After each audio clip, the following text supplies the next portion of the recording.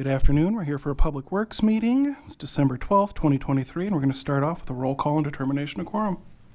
Roberts. Here. Pettigrew. Here. Lehman. Here. Ham. Here. Roseland. Here. A quorum is present. Next up is the adoption of the agenda.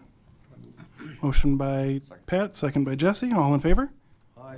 Any opposed? Motion passes. We have general public comment, and we do have a speaker today, just one for general public comment. I'm going to call you up to the podium, Carla. You have 3 minutes. I'll be nice to you. My name is Carla Schonsenbaum. I'm here to speak on the topic of the proposed water rate increases. I have some questions on the project summaries and the analysis that is behind the rate recommendations. And I want to state up front, it is not my intention here with these questions to infer or imply that the data and the analysis or the basis for these recommendations are not valid or are not there. But I want to read the questions because I know I'm on a time limit, so please do not take any offense. After the 12-4 council meeting presentation on the water rates, it appeared to focus on the need to increase rates for the sewer side due mostly, from what I could tell, inflationary pressures on the South Plant Reclamation Facility project. However, the proposed rate increases encompass multiple projects on the water and sewer side. So a couple of just general questions that come to me is, are all of the items in these recommendations already approved? And it would seem to me that due to the large impact to the water users with this rate increase, shouldn't the water and sewer side be separated out?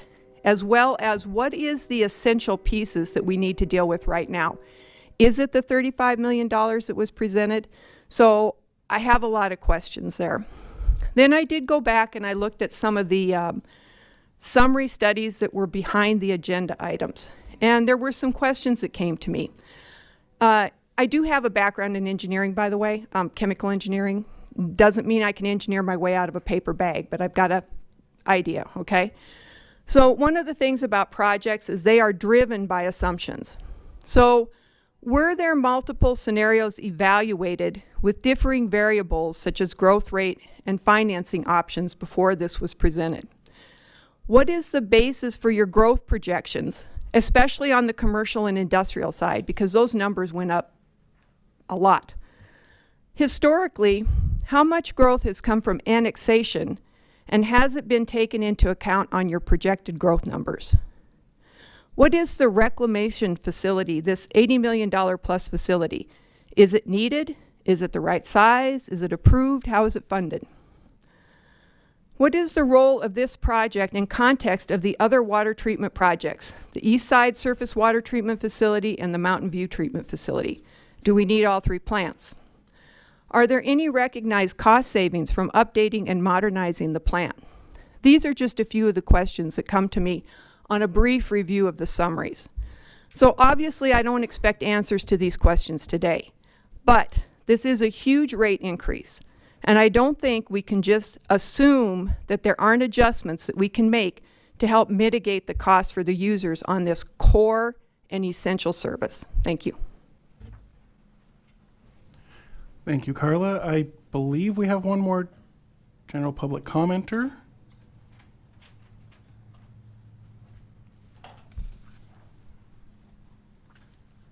If you could state your name, sir. I'm sorry I don't remember it. William Wagner. Good morning, everybody. Sorry, I thought I was going to have a couple of minutes. Get ready. Talking today about the finances, about the water and all that stuff, and the sewer. I was looking at the numbers. Box Elder, the projected totals for the construction was met with the ARPA funds and all that. And ours was pretty much met for the most part. I think it was 4.4 million.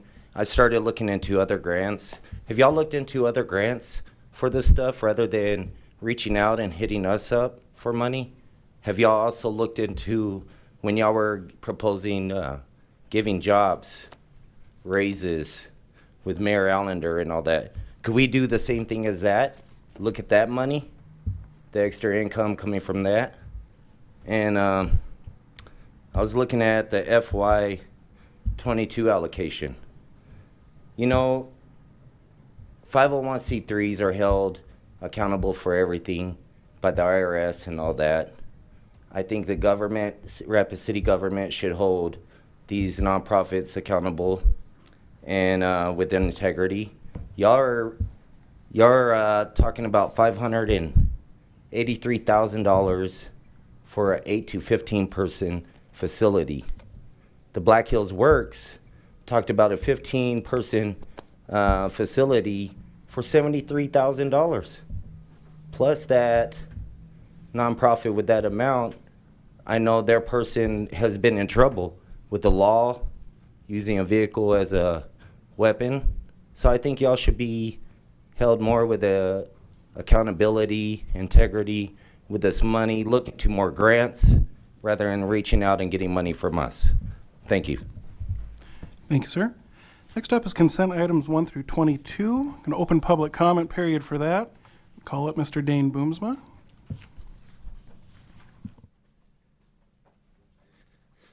To speak on item 15.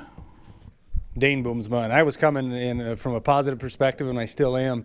Item 15, some of you are new, some of you have been on the council for a while, know that we have fought for the plastic poly, the HDPE pipe, to be installed for service lines for 10 plus years. And this last year when we had the collaborative effort with Roger Hall was on there from engineering, but the IAG, and you had a council person on there. In the spec manual, we now are allowed from the city main all the way to the house to use HDPE, and I can only assume that this puller is a direct result of that. Now we can do trenchless install with the HDPE. So I just wanted to make sure that all the council members were aware of what this was. In conversations listening to the public comment, the water department is in the business of selling water, and I don't care what business you are, if you minimize waste, bottom line looks better. Again, this would be just the end result is hopefully minimizing waste, getting rid of the old copper lines. So I was just coming up to remind everybody the work that went behind this. We're spending $70,000 on this puller, which I didn't even know existed, which I thought was pretty cool when I looked it up online. So just all moving forward and progressive actions using that newer pipe that has been used for a long time. So that was all. Thank you. Thank you, Dane. Consent items 1 through 22. Would my colleagues like to pull anything?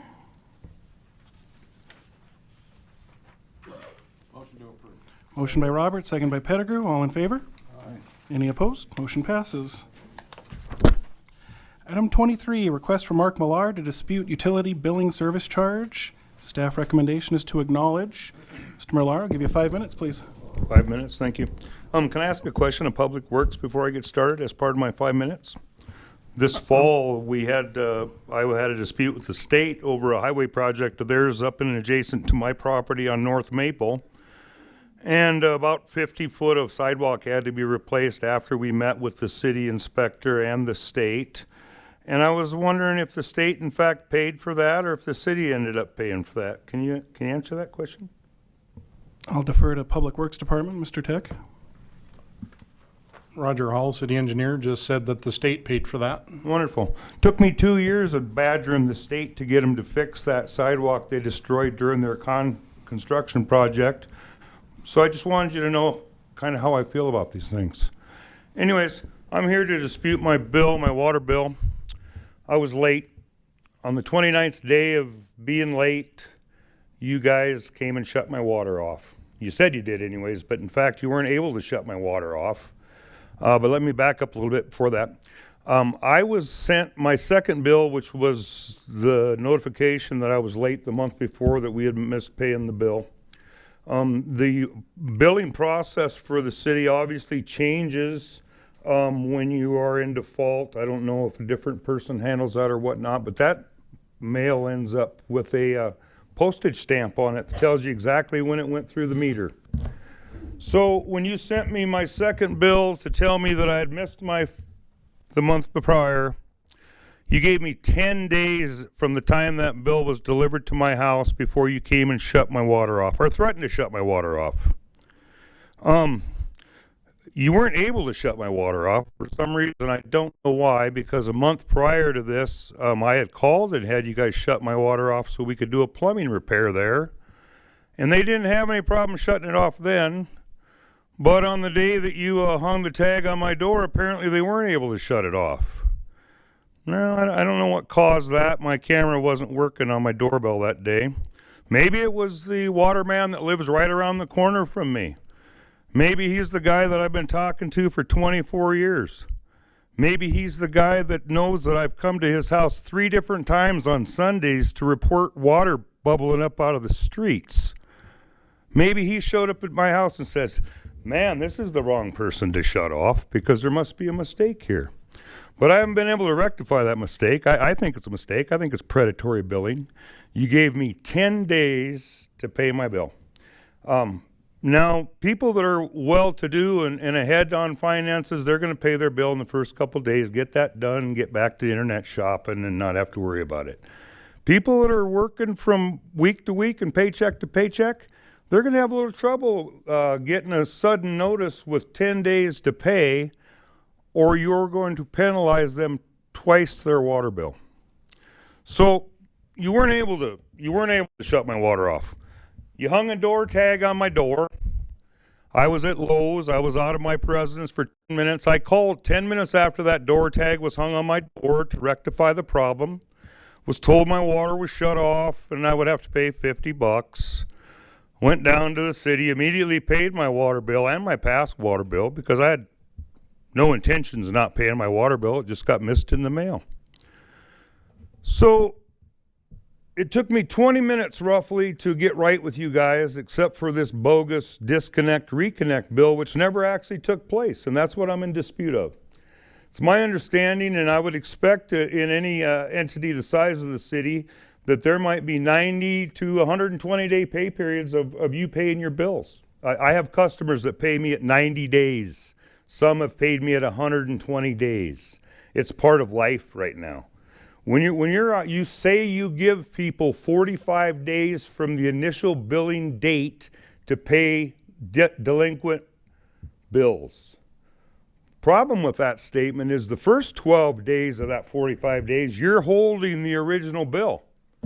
And quite possibly the last 12 days of that 45-day period, at least in my case, you were holding the notification that I was in delinquency.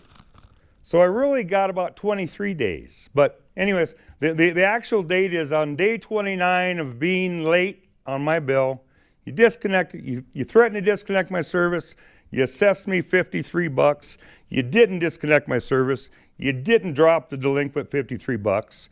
Regardless of what your decision is here today, I'm not going to pay that $53. And I'm more than willing to just, I already suggested to my councilman that, well, you guys don't necessarily represent what I would call due process.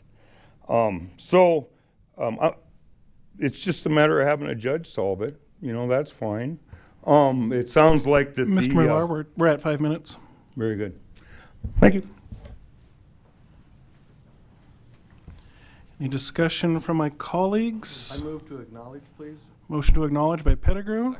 Second by Ham. All in favor? Aye. Any opposed? Motion carries. And what does acknowledge mean?